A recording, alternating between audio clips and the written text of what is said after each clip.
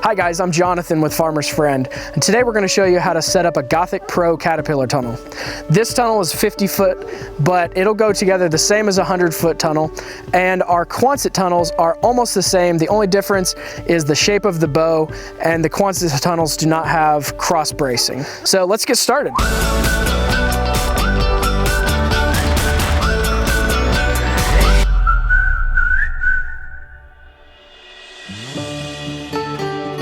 This is pretty much how it's going to arrive. You have lots of bundles of pipe. We have them labeled, so this one is our Center Purlin, our wind bracing, we have our lift kit here, cross bracing, and then down here we have the rebar, which is for basically your ground posts. The smaller bundle of bow pipe is the Gothic center peak, and then we have the larger bundle, which is the arched side bow sections, and we have the wiggle wire channel for the ends, and the plastic, and one box of rope, and then the other box has all the hardware, tech screws, anchor plates, stuff like that. The first step is to attach the carabiners to the anchor plates. It's pretty simple, but I like to do it in a way where the clasp ends up facing away from the hole where the rebar goes in. It makes it easier to slip the rope in when the clasp is facing outside. So we're installing this tunnel over existing beds. The first rebar we just put in along where we want the edge of this tunnel to be and where we want the end of it to be. And then we measured out 14 feet to this side over here where we're putting in the second end post. It's important to slide the anchor plate over the rebar before you pound it in, because if you're in hard, rocky soil, there's a good chance this rebar will kind of mushroom out on the top and it'll make it difficult to slide the anchor plate over it. So we'll just go ahead and pound this in. It needs to be under 16 inches. In some of our previous literature, we said, I think, under 18 inches, but because we're putting a lift kit on this, it has to be below 16 inches or else the tech screw to install the lift kit will hit the rebar and it won't be able to go in. The next step is to roll the tape measure down the length of the tunnel. This will establish the distance for each rebar, which is every 5 feet. Now, in the instruction manual, we do mention running a string between two rebar to get them in a straight line. If you're super perfectionist or maybe you're installing it a little bit more permanently, you might want to run a string just so it's perfectly straight, but today we're just going to use the tape measure as our line.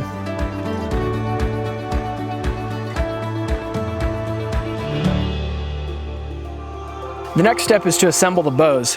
For the Gothic, there's two different styles. We have the peak and the side pieces that are arched, and obviously the peaked centerpiece goes right in the middle, and then we put the arched bow sections on either side, and we take one tech screw with the 5/16 driver and install it into through these two sections. Try to put it either directly from the side or a little bit from what will, when it's standing, be the underside of the bow. This will keep the plastic from being damaged. Now we'll join the other side the same way we did the first, with the tech screw slightly from the back of the bow. So you may wonder why we have a swedged section facing down on this side. Functionally, it's going to be the same as the other side, but it simplifies our manufacturing processes and allows us to bring the product to you at a better price.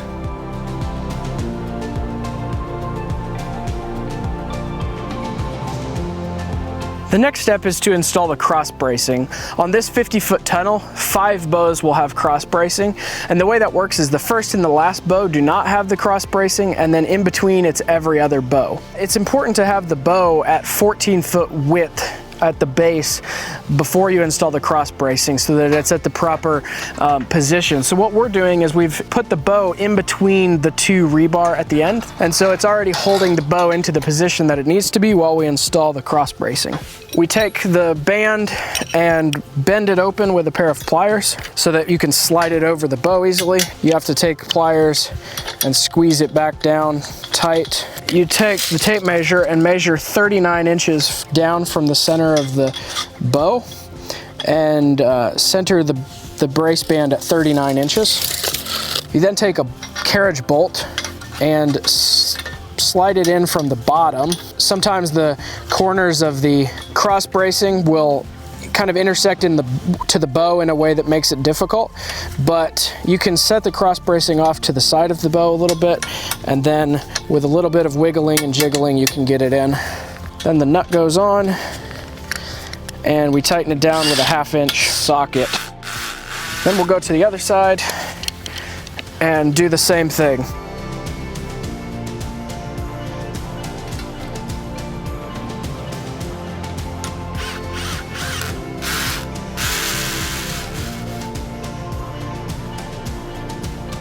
The next step is to install the lift kit on the bows. Now, when you're doing this, before you install the lift kit, you'll want to also install the side curtain hooks, because these will be, you won't be able to get them past the screw where you install the lift kit.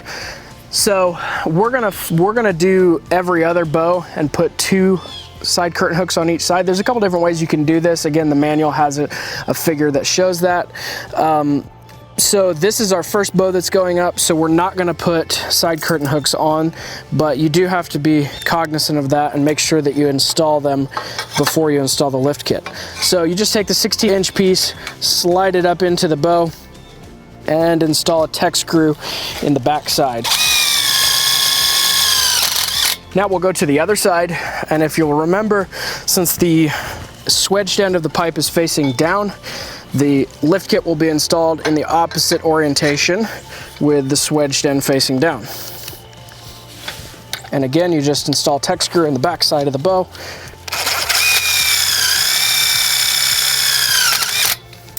And then we're good to go. So now that you have the lift kit installed, with the help of a friend, go ahead and start installing the bows.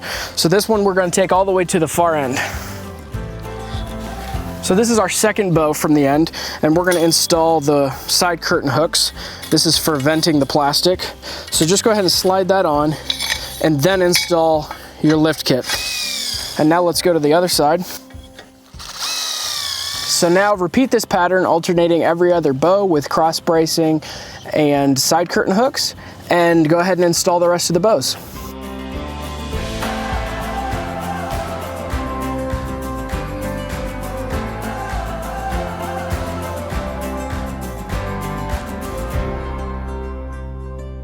The next step is to install the Purlin.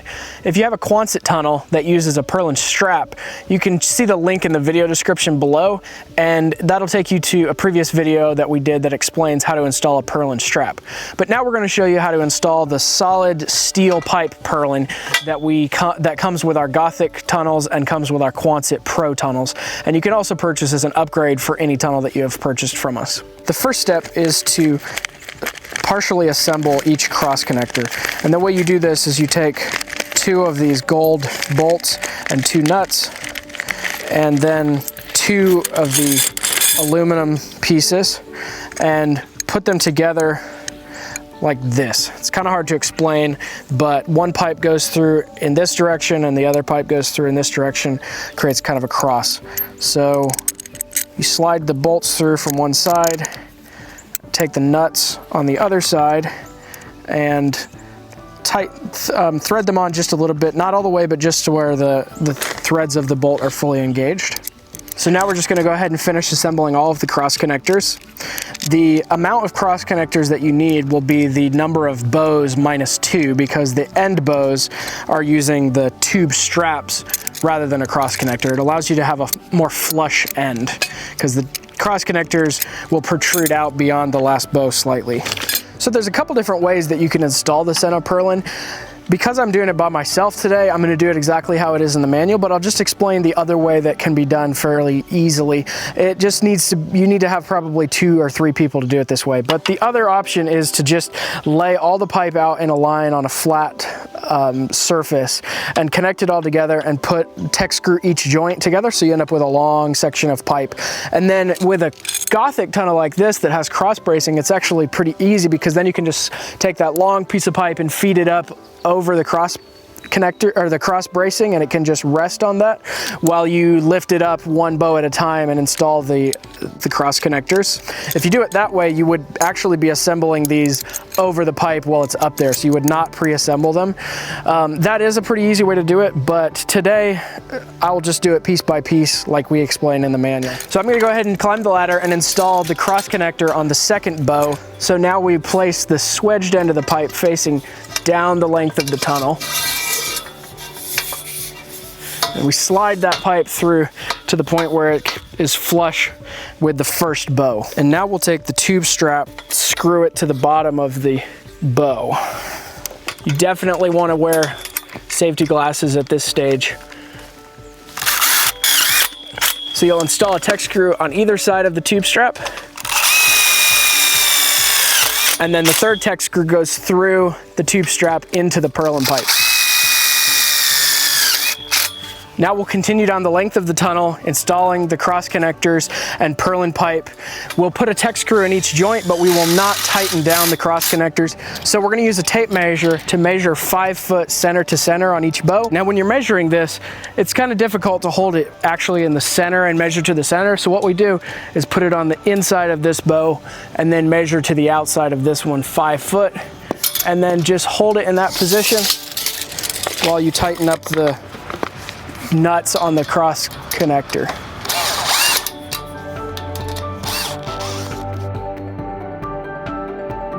So at this point we have the purlin completely installed. Now one thing I did not mention is all of the purlin pipes going down, except for the very end one, are 78 inches long, swedged on one end and non-swedged on the other. But the last piece is 75 inches long and it is non-swedged on both ends. So just clarification on that. The final step is to install these plastic finishing caps that we have for the end. This will protect the plastic and keep wasps and stuff from going in there. So just place it like that and give it a good tap with the hammer. As it starts going in, it may get to a point, depending on where you position your Tek screw, that it doesn't want to go any farther. You could back your Tek screw off at that point and reposition the Tek screw, and then it would sort of go through the finishing cap. But mine seemed to have pushed in all the way flush, and so it's good to go. So now we're ready to install the wind bracing, and I'm positioned at the third bow from the end. The first step is to take the brace band and use your 2 pairs of pliers to open it up. You slide it over, and I like to use my hands to do the initial squeeze, and then you can use a pair of pliers to squeeze it down the rest of the way.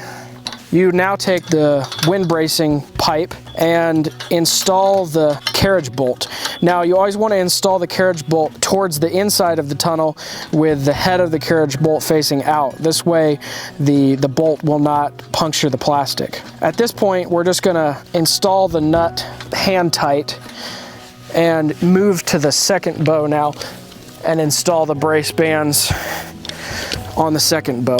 So you'll now lift the wind bracing up, and at its natural connecting point, you'll use another carriage bolt, slide it through the brace band and through the hole in the wind bracing, and then again use a nut and just hand tighten it on the back of the brace band.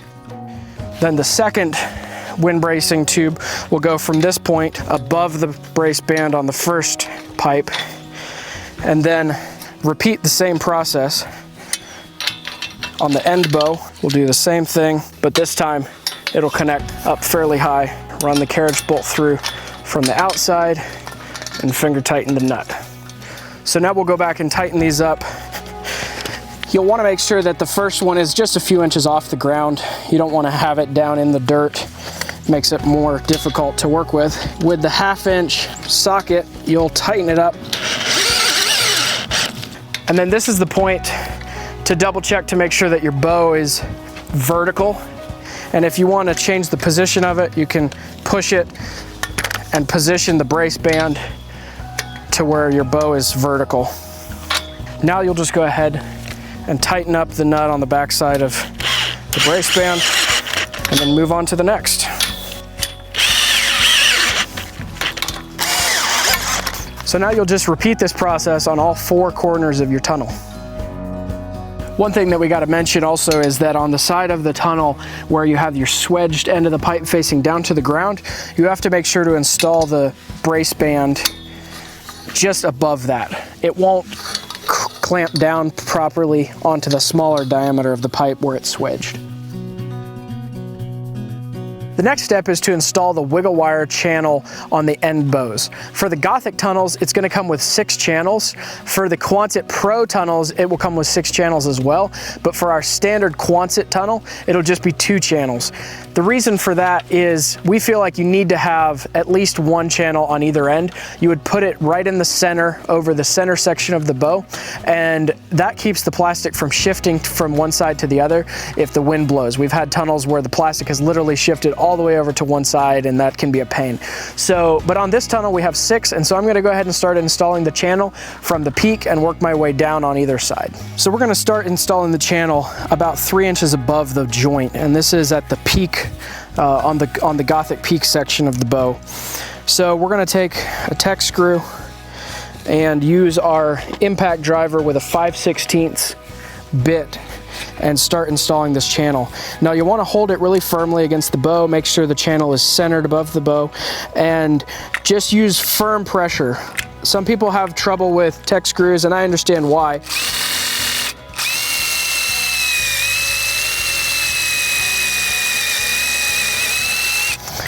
One thing is sometimes a Tech screw will actually be defective. This one seems like it's not tapping properly, and so I'm just going to set that one in my other pocket and try another one. If it really feels like it's not going in, then just stop and try another Tech screw. We do send extras because that can be a problem. All right, see, that made all the difference. So I'm going to go ahead and work my way up this bow and put in a Tech screw about every 12 to 16 inches. So another thing that can be tricky is bending the channel over the peak. What you do is you make sure it's securely attached all the way right up to the peak, and then just take this end that's extending way out here and just start bending it down. Hold it down close to the bow as much as you can, and then once you get it in that position, put another Tech screw in up close to the peak,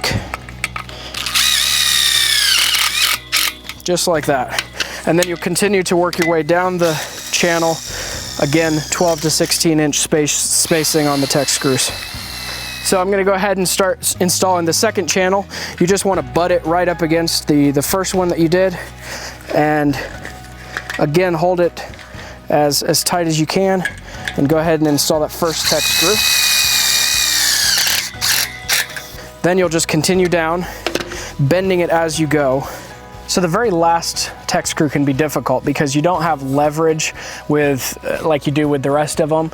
So what you have to do is just squeeze it together as tight as you can. There's a couple options. You can try to use a clamp to hold it, or get somebody to maybe help you, or if you have strong enough hands, you can just sort of squeeze it as close as you can. And then what ends up happening is you'll screw through the channel like this, and then that'll just strip out the aluminum, which is okay. And then at this point you can push into the bow, and then the Tech screw itself will just pull it in tight against the bow. So that's sort of a trick, but that is probably the most difficult part, is getting that last screw in on these side bows. So now we're just going to repeat that process on the other end of the tunnel. The last step here is to install the plastic, but before we do that, we did realize that we made a little bit of a mistake here, and that is that this side curtain hook ended up above where the wind bracing is on this second bow. This means that we would have to always lift the plastic this high in order to vent it, and considering this is the second bow closest to the end, with the wiggle wire channel holding the plastic down, it's going to be hard to lift it up quite that high. We really want it down here. And so what we're going to do now is just show you how to fix this. I just positioned the ladder here where I can reach this Tech screw. So we're just going to pop the Tech screw out and then slide this all the way up to this bow joint, and then we just work to pop this out just like that, and then we'll slide it off, put it right back together, and then reinstall that tech screw. We'll just do the same thing down here, except we'll just pop the tech screw off of the lift kit and slide it off here, and then put it back together. That fixes that problem. Now we'll move on to installing the plastic.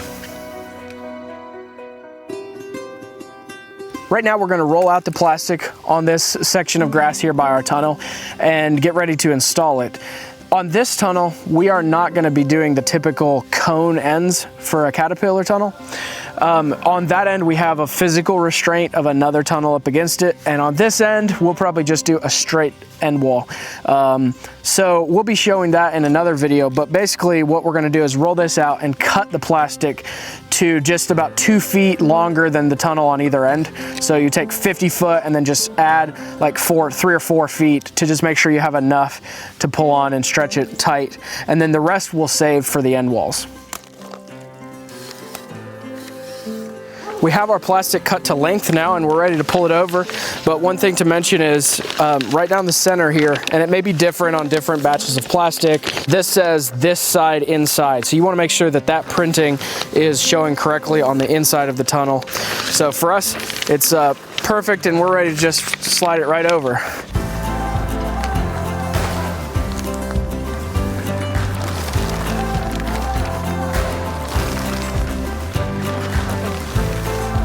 We have the plastic on top now, and you have to make sure that it's centered. So with the Gothic Pro, it seems like we have about 6 inches on either side of plastic that's excess. And so now that we have it centered, we're gonna go ahead and start installing the wiggle wire into the channel. We want to start at the peak. That way we can sort of start pulling the creases out of the top, and then go to the other side and pull it tight down the ridge. Start the wiggle wire there. We're pulling the slack out as we go and just installing the wire in the channel. Now, one thing to note is the plastic does not have to be extremely tight at this point. In fact, you probably don't want it to be extremely tight. When we put the rope on, that will help to take up the remaining slack that you may see. So we're all the way down to the end of the channel and we have extra wire. No problem, just go ahead and snip it off right in the center of the flat part and then pop it in.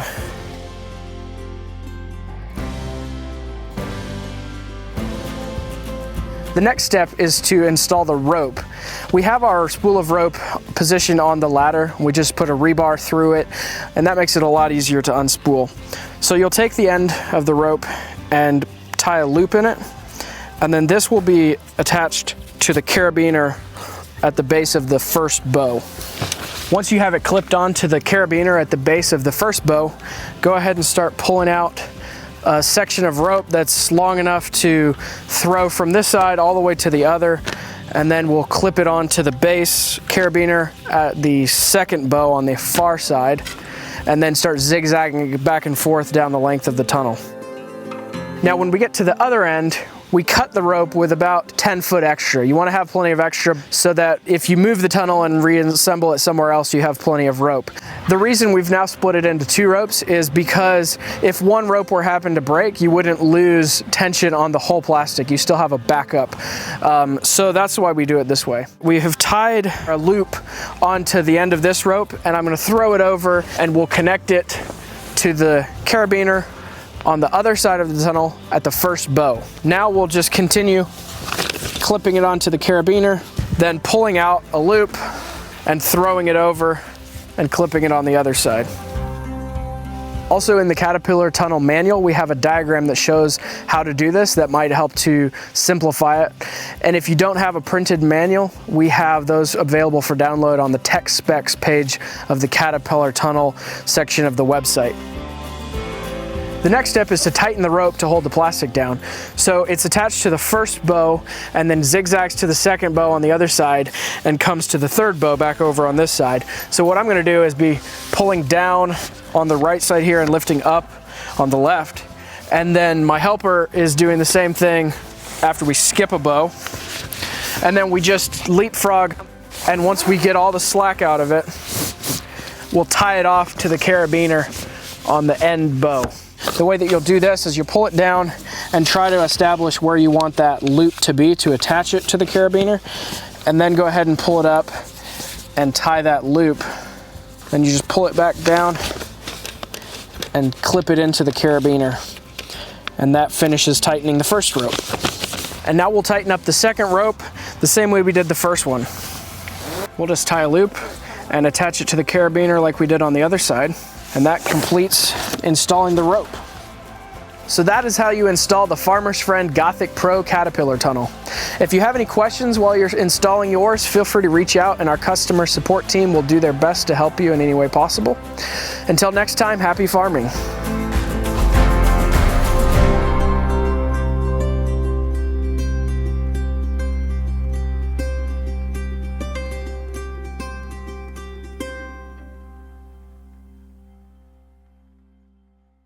This is a tunnel that we're going to be growing in this season, and because of the location, we needed to make it 45 feet long. If anybody was really observant and noticed that there was one less bow, that's the reason.